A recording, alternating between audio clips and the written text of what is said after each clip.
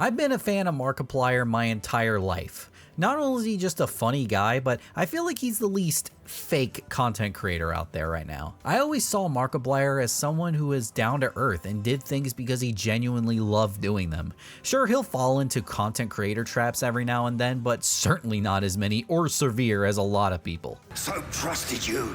I thought I could too. I always loved Markiplier's non-video game content, like his food reviews or his Markiplier Makes series, because especially with the former, it kind of just feels like he turns on a camera and just goes off. And that leads to just completely out-of-pocket tangents that so many other YouTubers wouldn't even dare to do or leave in the final cut. As things got harder, they never really knew how to cope with it because they didn't really know how to put in the effort in the first place. They were so used to having things be easy for them to shine through. And it's not that they got dumber, it's just that their expectations of themselves were so high that they expected to be able to pass with flying colors. What I'm getting at is that Markiplier felt more than just a content creator, constantly trying to push himself to try new things, which I think is something that we could all relate to. And he has tried many other forms of content in the past, rather than just sticking to his niche of playing random indie horror games. He's made excellent quality choose your own adventure style projects, 2 of them which were on YouTube Premium productions and were genuinely impressive,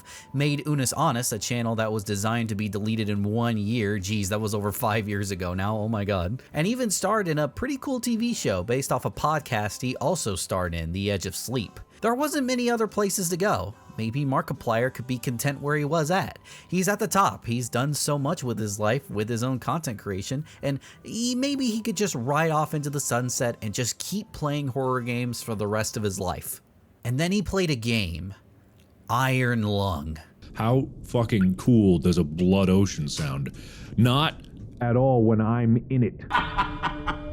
Such irony! A game where you're locked in a submarine in an ocean of blood, with the viewport closed and the only sight you have is a camera on the front of your ship that captures in black and white. It's such a cool little title that doesn't do too much, but for what it does, it excels really well. But what got people really talking was the lore of the game.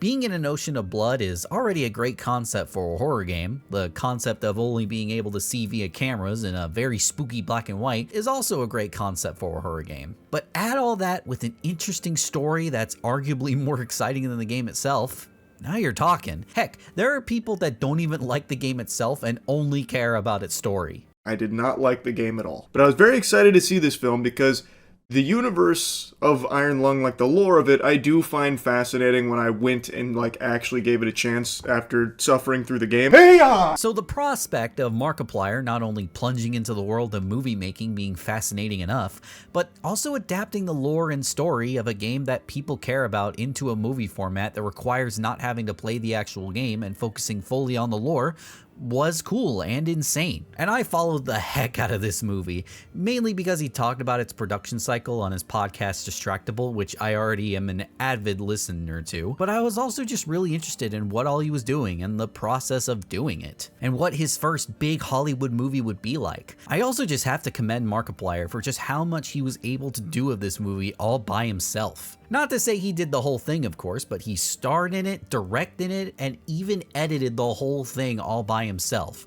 That is insane. He even built a render farm in his bathroom to render visual effects. That's not a joke. No matter your opinion on Iron Lung, it is even a miracle that we even got a movie out of all this. Like, the way this sounded, I'm surprised this movie didn't get stuck in development hell for years. It honestly really does show what all you can do with a good, solid vision, and a person who thankfully knows what he is doing.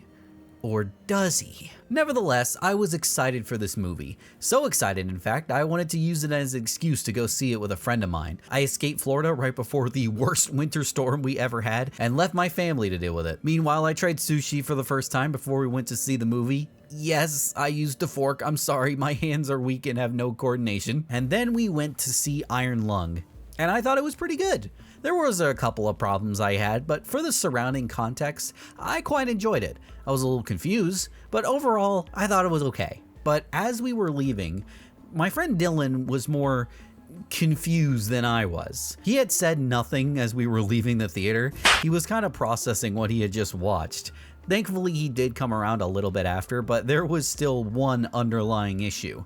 We were both pretty confused by the story, and there was another problem that was a lot more widespread. After I got back from the theater and started seeing the reactions, there was a lot of good press for sure, but there was a lot of negativity surrounding the movie as well. I'm not sure really what was the consensus. If anything, I think it's pretty mixed. I feel like this movie is either something you really like, or you really hate it. Or you're just simply a Markiplier fan and will love it anyway, let's be fair. But in this video, I actually kind of want to discuss why this is actually kind of a good thing in a way. And I feel like for the people that genuinely think this movie is bad, I asked them to ask themselves this: do you think the movie is bad, or was the movie personally not for you?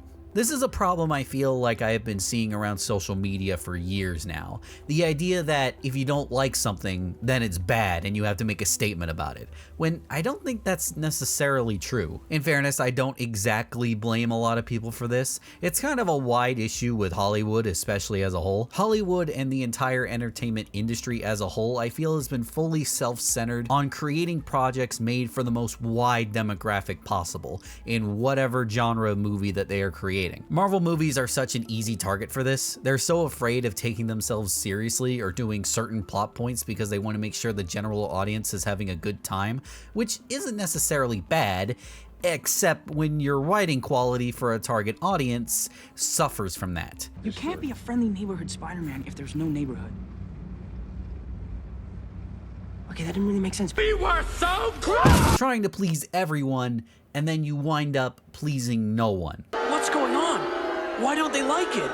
We spent $250 million on this. It feels like every single thing nowadays wants to be marketed as this big blockbuster, the Hollywood sensation that's sweeping the nation, that busts box office records and makes everyone and their grandma want to see it. And more importantly, create a truckload of money for evil people. That's why we keep seeing things like live-action remakes nobody wants, and sequels to movies that also nobody wants, and even messing with projects that are already in development, ballooning the budget by doing reshoots, and extra drafts that are unnecessary because test audience didn't like that Superman was Superman. But what we are seeing with Iron Lung, I feel, is a movie that defies the Hollywood etiquette. Iron Lung is a hyper niche movie, kind of made for Markiplier himself and with anyone with interests like himself, which may not be the greatest thing in the world, but today, I would say it's fresh air. It's so great seeing someone make something that they really wanted to make, the exact way that they wanted to make it, even if the way they wanted to make it isn't for everyone, because this film is kind of lambasted online for two reasons: the completely sluggish pace and the fact that the whole movie, the entire thing, takes place entirely on the submarine. I initially thought it was weird that the final trailer for Iron Lung didn't show Markiplier outside of the sub at all, but little did I know that that was a complete representation of the movie, because that's exactly what it is. It's so weird to see a whole movie take place in one single location. It feels weird, but what was even weirder is that I liked it, and I never really got bored with it either. See, I think the movie actually caught my attention at a really good time, weirdly enough. Because about a year ago, I got absorbed into the Titan submersible that imploded back in 2023. I even watched the most recent Netflix documentary like 7 times, I'm not kidding. Not only was I interested in how just idiotic the CEO Stockton Rush was, At some point, safety just is pure waste. but I just got interested in submarines and just how terrifying it would be to be in one, especially in Iron Lung's case, where you literally cannot see in real time. The ocean's a scary place, man. There are eldritch horrors down in our ocean depths that, I don't know about you, if I saw, I would immediately want to speed away from. But if you can't see it, you only have the noises from the outside of your sub to go off of, have no idea where you are, and in Iron Lung's case, you're literally in blood in a universe where clearly something supernatural has happened. Who knows what all could be under there? And even just the eeriness of being in an ocean full of blood to begin with. Being in a submarine and getting a water drip inside is terrifying enough, But blood? Nuh-uh. Just kill me then. I don't even want to fight. Just kill me. But what this film aimed to replicate, the feeling of being alone and isolated in a sub, communications barely working to even just not working at all, and is a miserable attempt at fighting an element that you don't understand and even arguing what the point of fighting for it even is, that's what I feel the film excels at. The pacing is so sluggish, but deliberately sluggish, borderline boring even, but the slightest noise is just enough to trigger your fight or flight.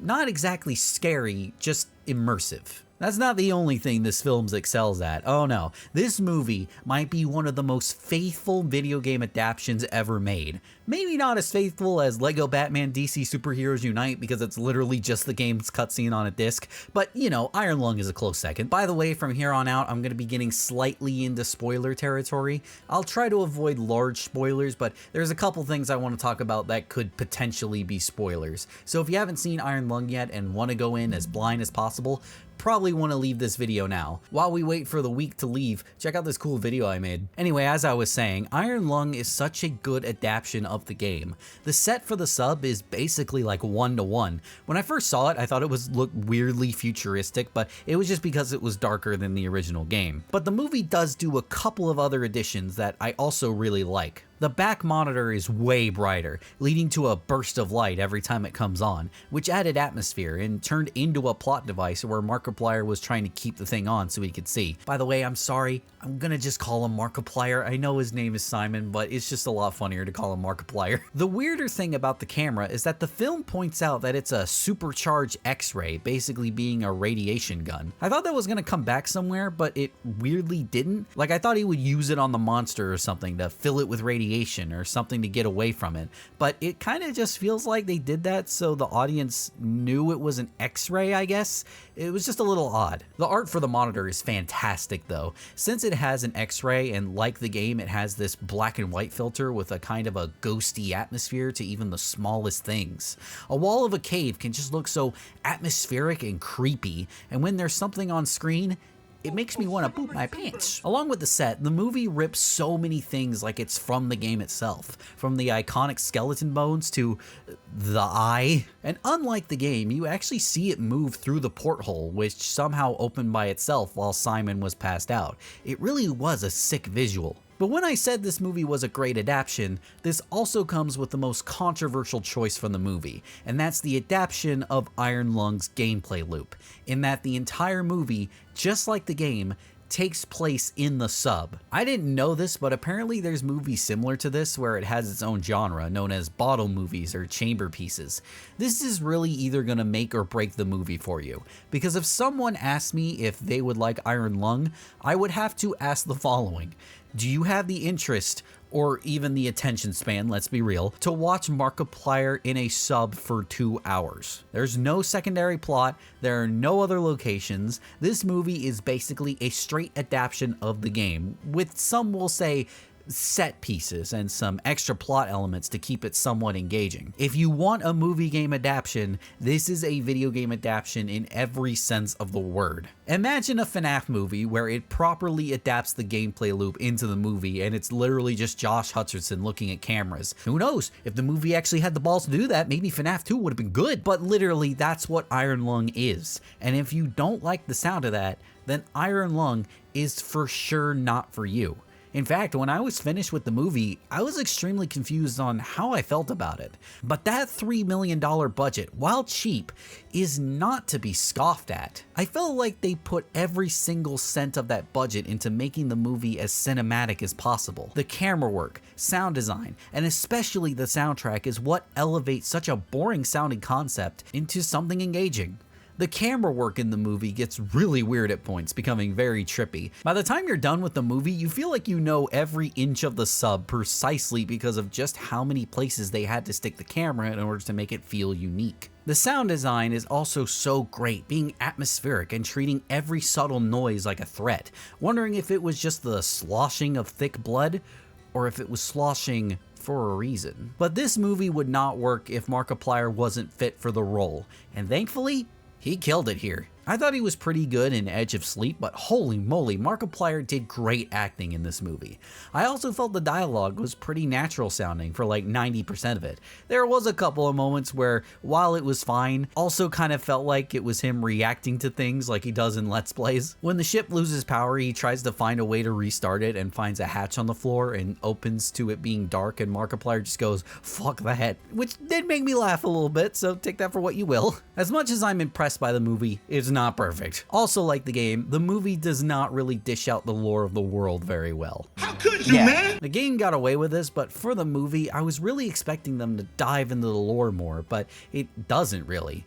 This is what led to my confusion when initially leaving the theater. When we got back to my friend's house, I had to watch a few lore videos to put things into perspective, and while it helped, there's still a few things I kinda would like to know. During the movie, we learn that the reason Markiplier is caught up in all this is because he was accused of the attack on Filament Station, and he claims to have no involvement in it or turned out to be a mistake? I could be misremembering, or I missed something in the one single flashback we get during the movie, but we don't get anything beyond that.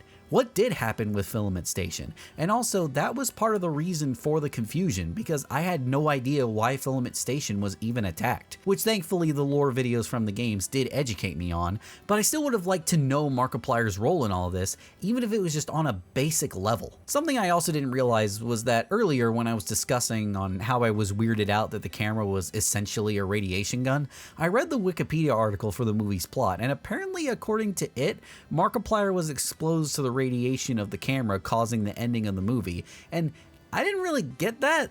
Once again, I could be dense, but I don't remember anything implying that. The movie is full of small stuff like that. A big point of confusion for me was when the sub gets attacked at the end of the movie, then there's these weird vines or something making their way into the sub, and while it was cool, I'm just not really sure where they all come from. Was that the monster? Was that something else? I'm not sure. It was really cool though, because suddenly the movie's climax just turns into body horror by the end, and that, along with the ending's escalation, was really well done. So, if you couldn't tell, I quite enjoyed Iron Lung. I thought for what it set out to do, it did amazingly with a few flaws, all under a small budget that I feel was used in a very resourceful way. But you go over on social media and other places and you find people that just freaking hate this movie. I even saw a couple people say that this is the worst movie they've ever seen, which, come on, clearly you've never seen Transformers Age of Extinction. But I really think it's like I talked about earlier. I feel like this movie was really niche. Not everyone likes the idea of watching someone fumbling around with a submarine for 2 hours. Some people may think the movie is bad because of that, and I would still argue that it's not. And once again, I'm fighting my own thought process because my first impression was kind of mixed as well on the fact that this movie was so slow paced and was set in a tin can. But I liked it. And at the end of the day, that's all that matters. I like that Markiplier took this idea and ran with it, and under a smaller budget, it's not meant for everyone. Not a lot of people needed to see it in order to make it a success, and that's the success story that people really need to take from this movie. You don't need the largest budget, most grand idea to make a movie, and a successful movie at that. It's funny because I could 100% imagine a version of this movie that's more, shall we say, pleasing to a general audience. I could imagine a version of this movie where Markiplier only goes into the sub for like a total of 20 minutes across the movie's runtime, and even then they would force someone else to be in the sub with Markiplier making stupid quips and finding the situation of a submarine swimming in blood ridiculous. Did the viewport just close? The viewport just closed. What kind of idiot designed this place? Ultimately, if you don't like Iron Lung, that's perfectly fine. But I feel like there's a difference between not liking something and something being straight up bad. That's not to say that a vision for a thing can't be flawed, of course not. Transformers Age of Extinction had no production issues, but it was just from one of the worst directors and writers in Hollywood. But I think you need to ask yourself this. If you've seen something that you don't like, I feel it's important to ask, okay, I didn't like this, but would someone else? Would a different group of people vibe with this concept? If Markiplier liked making this movie so much and was proud of it, is the movie bad, or is it just not for me? And I think that's what a lot of people, review sites very much included, fail to ask themselves. Ask themselves if they were in the target audience for what a creator was trying to make, and if they feel they aren't, then the movie isn't necessarily bad, it's just not for you. And it sucks that you didn't like it, but there are other people that really do. And I'm also not saying that your criticism isn't worth anything. Of course it is. But in terms of taking down someone's craft, someone that poured blood, sweat, and tears into something, is it really that good to throw something out saying it's bad when it just shouldn't be for you? This can be applied even to just straight up thinking something is bad and having good reason to. Even as something is absolutely shocking levels of hilariously bad as Five Nights at Freddy's 2 for its sloppy writing, I am home. Stay away from us. a lot of people did wind up liking it. Are they wrong? Yes. I mean, if they got unironic enjoyment out of something, who am I to judge their taste? The world's a horrible place, especially right now. And if something like Five Nights at Freddy's 2 makes you happy, then why should I take that away from you? I'll tell you my opinion, and I'll let you know why I didn't like it, but the conversation should always end with a shake of hands, because no matter what, we can come together and both agree that the ending where the original animatronic showing up like the ending to a Marvel movie was so bonkers, it makes it the greatest moment in cinematic history. But that's my thoughts on Iron Lung and the reception to it. But now I want to know what you think. What do you think about Iron Lung, and what are your thoughts about the reception to it? Let me know in the comments below, and I'll see you in the next one.